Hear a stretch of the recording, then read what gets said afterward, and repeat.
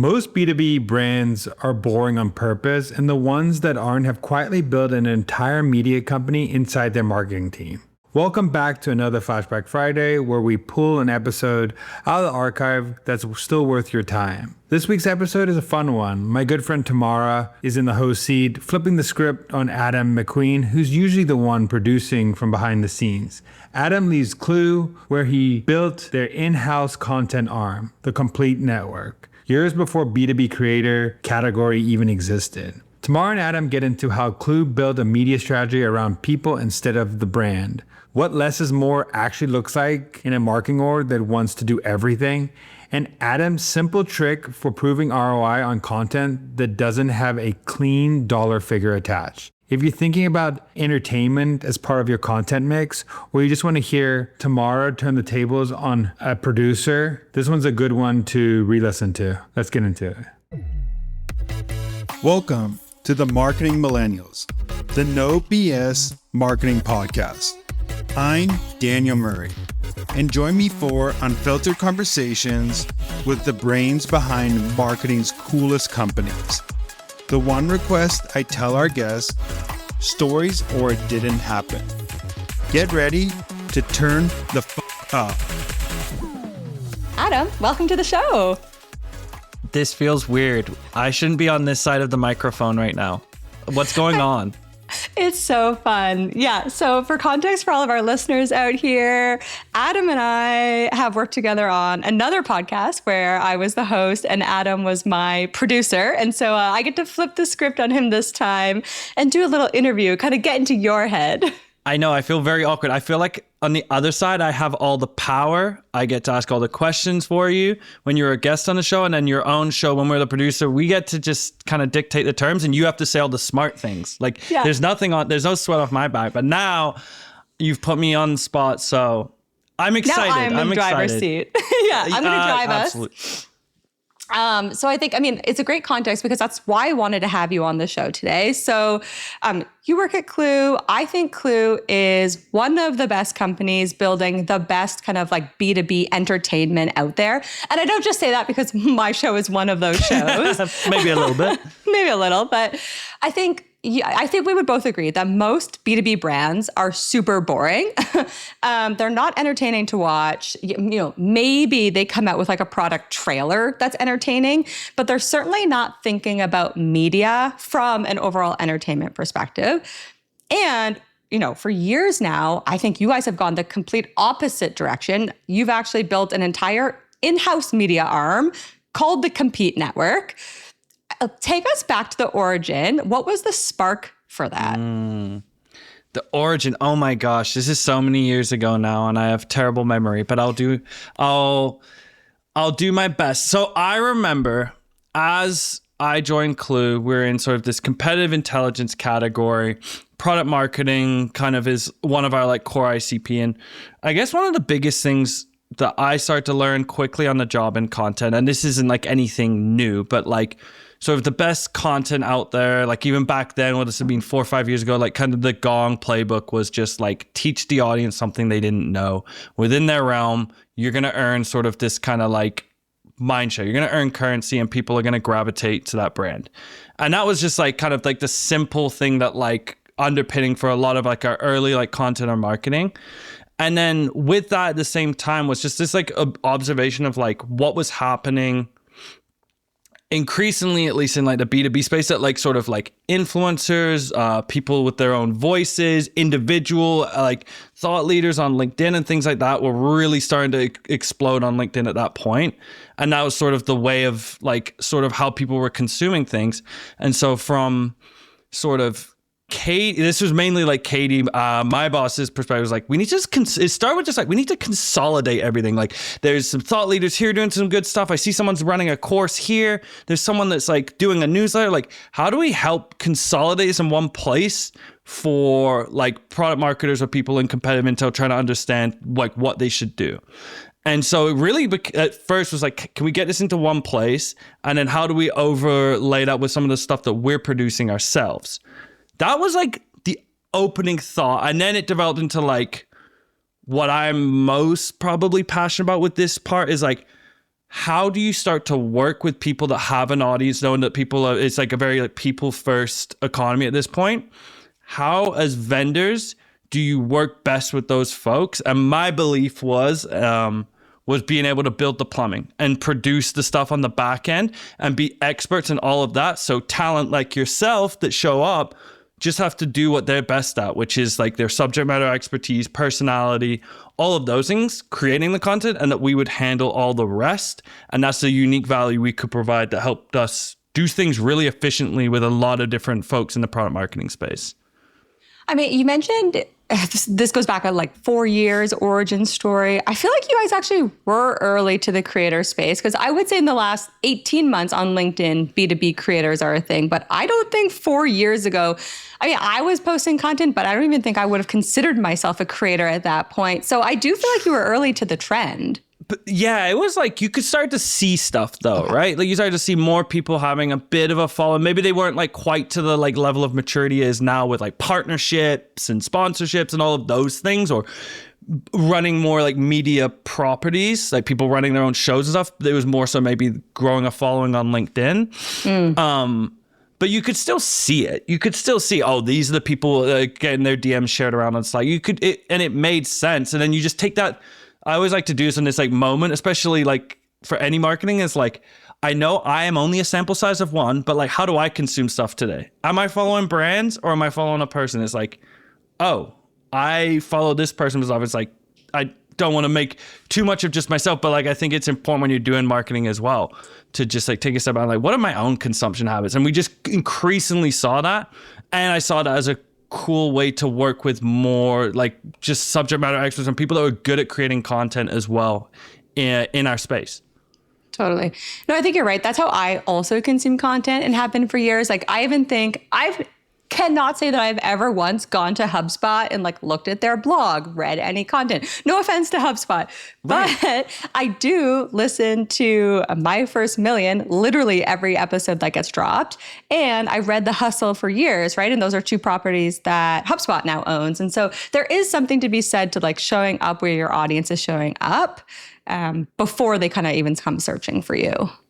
1,000,000%. I think that was like kind of the driving force for like our like early content strategy, then working with people in this. And then it became, that kind of probably dovetails nice into like, okay, what were I think the word like media could mean literally anything if you really want to, but always just like, what are the actual media properties we want to create? Actually, I got a lot of like things I probably do differently now, but I think that's like really important when you think about what's the media property we want to create and making sure that pretty much the number one thing you should decide is like making sure that whatever you create is going to show up where your audience is.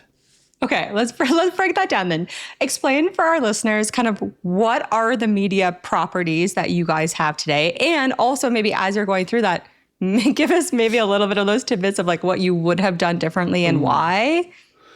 Okay, so a media property can be, again, I kind of said this, it could be anything, but like the things that we would do, we started with like, even back when I was a content team one, it was our Tim Pot little podcast, which at the back of the day, we're like, oh, this is novel. No one's doing a podcast. Now everyone and their dad has a podcast. Love this. Love that to be invited on a podcast too. So we started with that, and that was like sort of our like testing point. So we had that. We created shows with other creators, even some in-house talent around podcasts. And I remember even Drift doing that back in the day, early days too. Newsletters. So I think that was like one of our big ones that we had to sort of be the underpinning of all the shows we were creating. It was sort of like a roundup of all the different properties. That one remains super important to like our biggest media channels, our own podcast, our own newsletter, which is tied to the podcast. There was also sort of courses. That's media property. So we saw other creators out in the space creating their own courses. How do we help consolidate, give more eyeballs to them, and they would just be able to monetize off of that? And then there's also like video series, like, and video can be really flexible.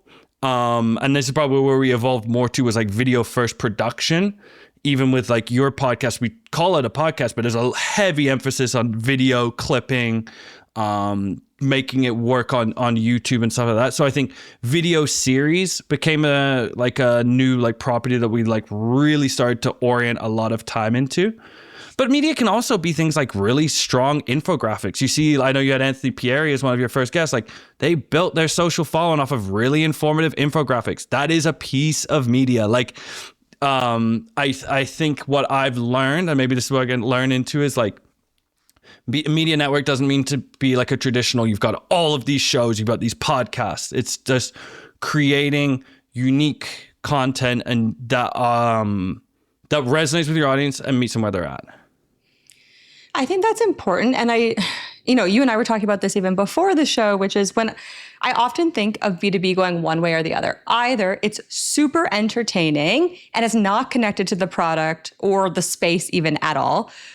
And honestly, My First Million is kind of that. If I think about HubSpot and My First Million, like the only reason that I remember that HubSpot owns them is that like they do these little ad spots every now and then.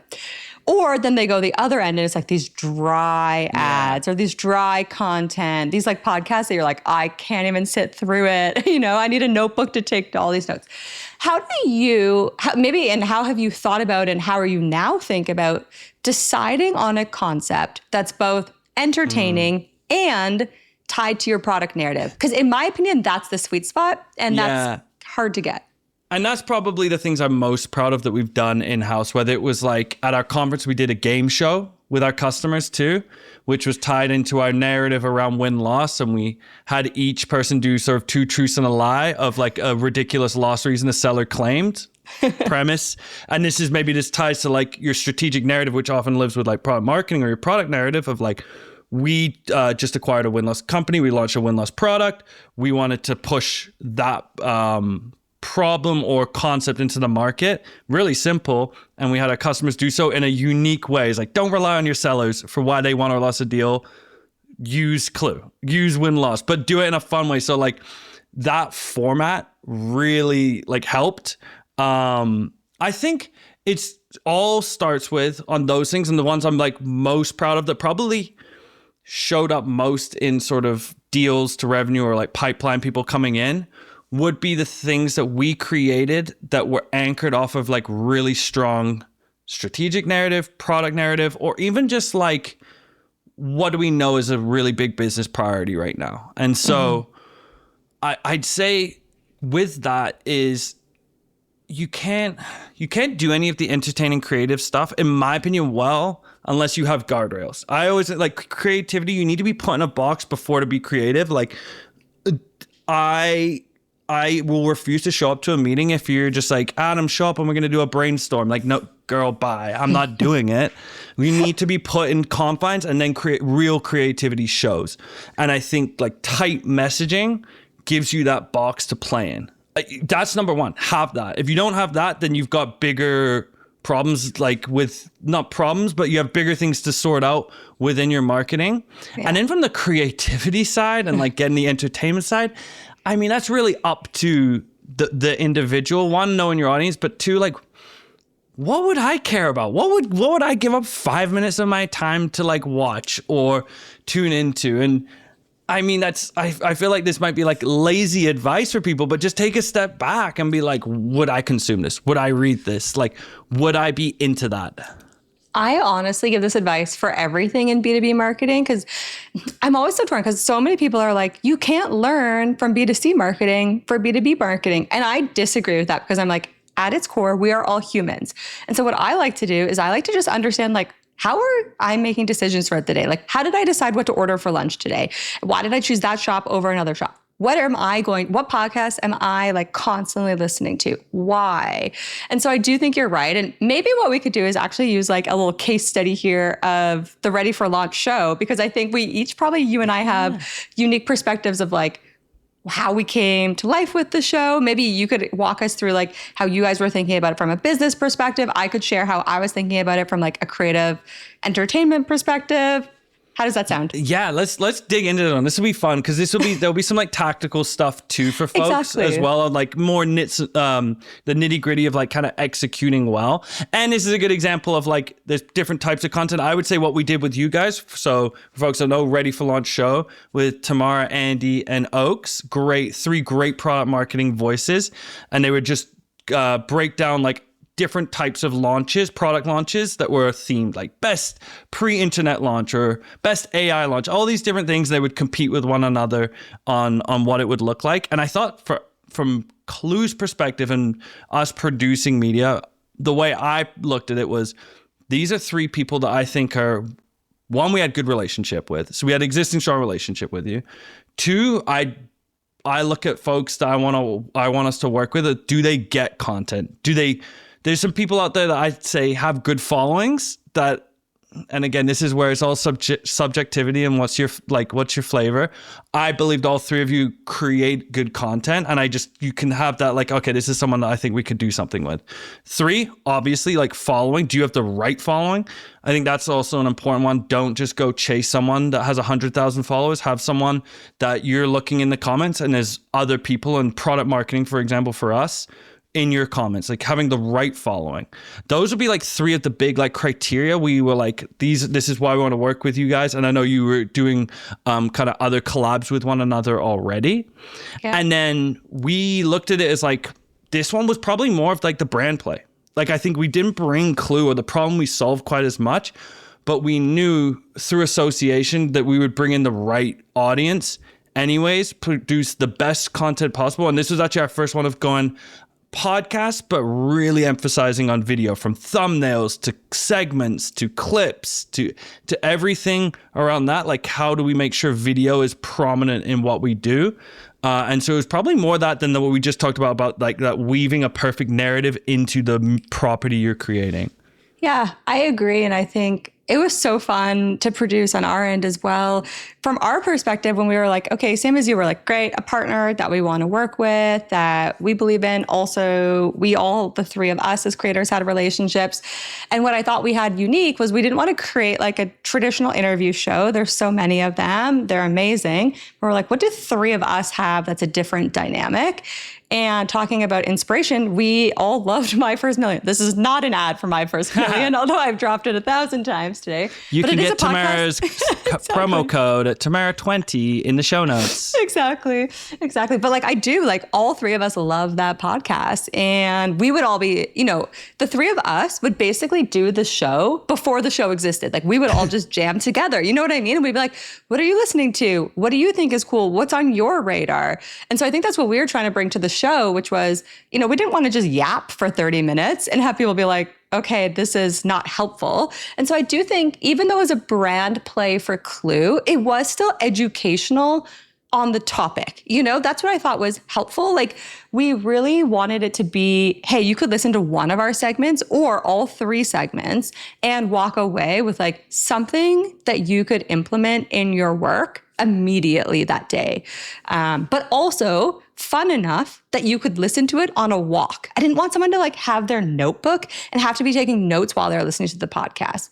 But I didn't want them to not take anything away from it either, if that makes sense. Absolutely. I think it was cool because you all brought like examples, and I always work best with examples, precedents for anything we're doing. I'm like, let's go find inspo to start with. And that's like what you anchored everything on, which was what made it like really, I don't know, memorable. It made it fun. It made it lively because people might have different perspectives on the same example you brought to the table too, that it was like less so just like, hey, give me advice on something. It was like, hey, this is an example I hate. And then someone like, no, I love that. And it made a really interesting dynamic. And I think that's probably one of the things as well when we think about like what we want to produce. There's that getting personality out there, setting it up in a way where you can really have people's like energy, funniness, like thoughtfulness, like shine really stands out, really stands out. That's why I like video now.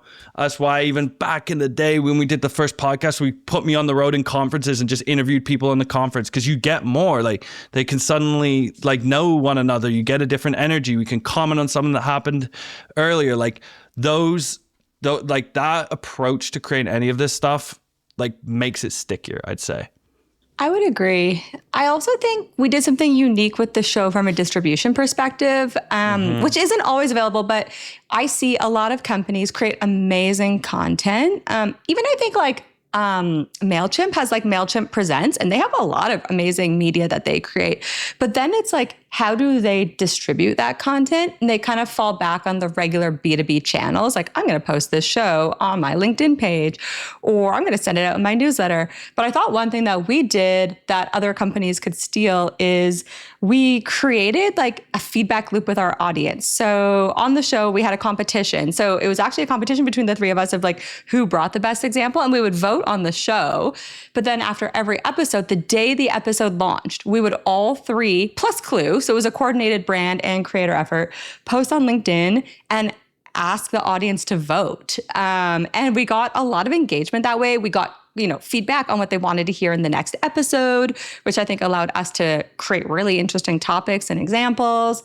But it's like, instead of just dropping it on one traditional channel, we were able to leverage at least 4 channels. Plus, if you think about the employee channels of the Klue employees as well, like.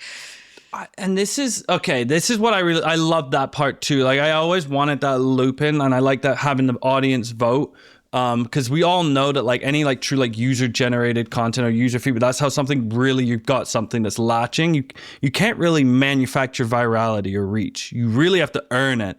And I'd say doing something a little bit like creative like that. I think another thing that like worked with us that I liked was we built. It's like sort of, if you think of any like TV show, like the premiere and the release before it comes out, like teasing it. People love a teaser. Like if I looked at our social posts of like the most popular posts, it's always the teaser before an announcement. Everyone's like, what the fuck? What's coming? What's coming? Like coordinated. We did that little teaser with your eyes and like a countdown and like things like that with branding.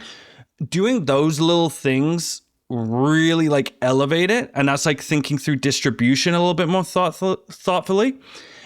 And what I would say is you're only able to kind of think about those things if you have a really good system underneath where you've committed to what I always call like build the plumbing, which Grayson did a really good job of on our team. Was like, okay, every episode, we're going to, like you said, the standard distribution, but you really have to be committed to it. It's going to be in a newsletter. It's going to be these amount of clips, individual clips for each of them. Here's how we'll share it. Like if you get that system dialed in really well and you're locked in on that, now you've freed up headspace, especially if you're like, we're a really small team. We don't have a lot of headcount on that doing this kind of stuff. So other folks can take this, build that in, and now you're freeing yourself up to be like, okay, let's take a beat. We're doing this show. We think it's unique. What are the ways that we have a split second to capture more attention for someone? Because people are scrolling, people are only going to consume maybe 5 to 10% of people that have like consumed Ready for Launch that show's content actually listen to a full episode. They probably just saw a clip. Maybe like you need to like figure out the like interesting ways to like get in front of someone and make them think, all right, maybe I'll tune into this. And that's doesn't happen. At least those creative thoughts don't happen if you don't have a strong system underneath to actually keep the engine running. I think you made a really good point there that I actually wanted to address earlier, but we were just having such a good time chatting, which was a lot of the examples we've given today, let's say HubSpot or MailChimp, these are like mega companies.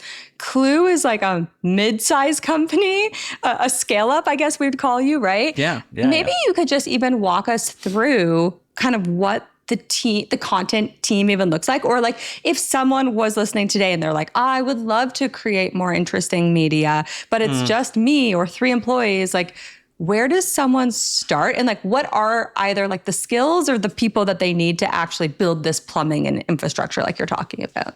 Yeah, that's a great question. I would say that, again, it'll probably depend on like the media you want to commit to. On our end, like we have video editors because I really wanted to lean into video heavily. We had like Grayson would be more of our showrunner for a series, produce that, make sure that we have the episodes recorded, distributed effectively, and then ideally, so in my case, I would be thinking 3 months out, 6 months out. What are the next things we want to create? Because you need to be looking ahead, otherwise you'll be a bit on the hamster wheel if you want to produce a lot of different like unique properties. But I would say for team structure, if you just want to like eat the elephant and just produce one thing first, to go through, you need to have like a strong, I think, what's the concept for whatever we want to create, whether it's a series, whether it's a newsletter, like what's our why? What are we looking to accomplish? What would the audience get from it? If you want to stand out, and I'm fortunate that we have a really strong brand team, I'm a sucker for branding. How does this going to stand out visually? How is it going to stand out like everything, like what we did with you and with other creators on the shows? We have our brand lead come through and kind of walk through sort of the brand process. We're going to build animations. We're going to get an idea of like your vibe, like what we want this to feel like for folks. How do we really capture them?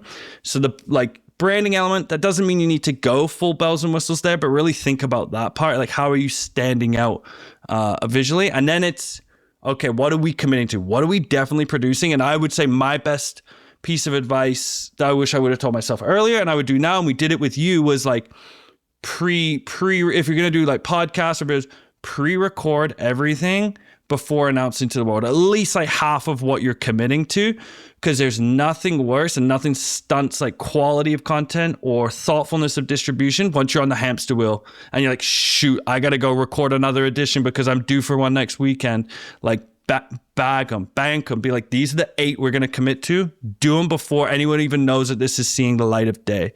So that becomes sort of like having someone there that's a part of that. That's really, really important.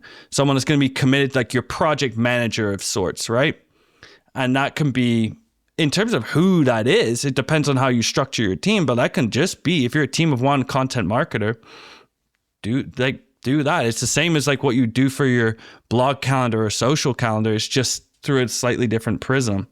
And I'd say that those are your like the biggest ones. And then for us, we use like video editors, like contractors and stuff, because I think that's a real like a technical skill that you might have it in-house. It's an easier thing to sort of outsource.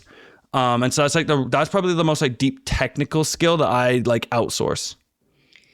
I think you also hit on something really important there, which was around this idea of like your zone of genius or what your core competencies are, which is like, if you are a natural writer, like don't jump to video right away, right? Or if you love video and you love multimedia, then that's great. Invest in that before, thinking about writing long form, especially if you are going to be the face or in any way you want it to be entertaining. It needs to come across that you actually love to create it, right? I think that is the difference between more like B2B boring education content versus entertainment content. Like the person doing it has to also be entertained and like 100% bought in.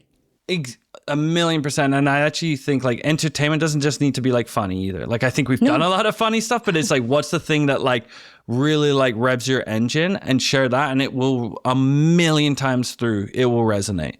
Yeah. I mean, I don't think I have a funny bone in my body, but I have a lot of passion and I get like amped up, right? I'm like the Energizer Bunny. And so that's always my thing. People can tell when I'm like full on versus if I'm not really into it, right? 1,000,000%. And I think with all of this, it's really just like, I know we're calling it like and I'm really proud of a ton of the things we've done with the media network, and we're giving advice for people if they want to do their own media stuff, but really it's just a different channel of producing content. It's just shifting. If you have X amount of resources doing that, what if you just shifted it to do this? Like it's a lot of the same principles apply. It's just looking at things in a slightly different way. I know that probably what comes up with a lot of folks that have asked me before about what we've done, like there's a bit of an attribution game. Like, oh, well, how can you prove that you just shot a mini movie at a conference and that is worth doing over a bunch of like SEO stuff that has like, or ebooks have discernible metrics? We could get into that part. That's a fun part to do. But I just think that you can apply a lot of the principles that you learn in content anyways. A lot of teams are lean. How you repurpose stuff and like how you distribute is just looking at the media property you create can just be different. Yeah, I think that's right. Any final advice on that topic though? Like what if someone's bought in? They're like, I understand that this is complementary. And I don't think, again, we're not pitching here today like, don't do educational content. We're saying, hey, as part of your content mix, you might want to consider some more entertaining media. If someone feels that way, they feel like they could maybe start on their own or with a contractor, but it's like their leader that maybe is not bought in, or they are getting that pushback of like, what's the real ROI here? How would you encourage them to kind of champion to even be able to like do a low risk test of this?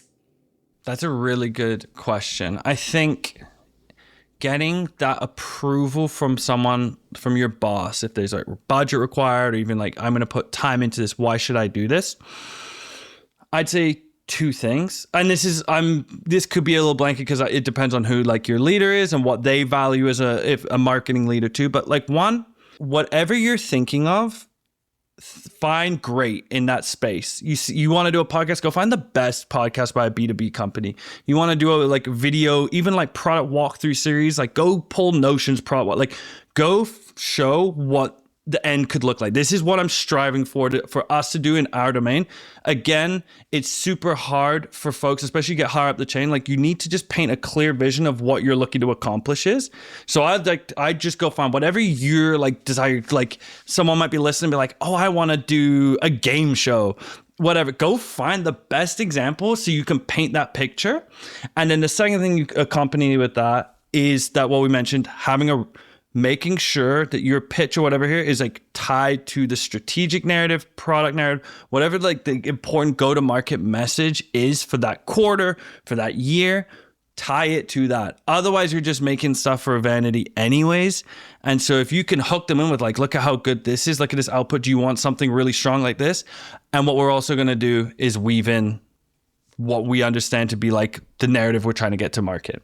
You do those two things. Yes, you're going to have probably follow-up questions of like, how much is it going to cost me? How are we going to prove it to be successful?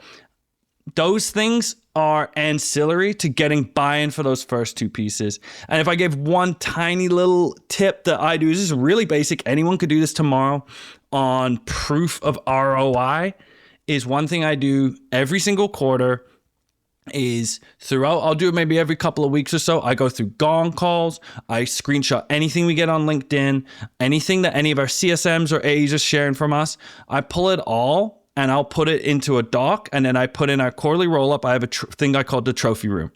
I stole it from someone way back in the day, so I can't take full ownership. But then I will have trophy room. Here's one of our and it's all around our media probably. So when we shot our mini movie, you're not going to see true dollars and cents from that, but you're going to see hundreds of people sharing it, DMing it, sales leaders chiming in, people being like, I never heard of this. I want to learn about Klue.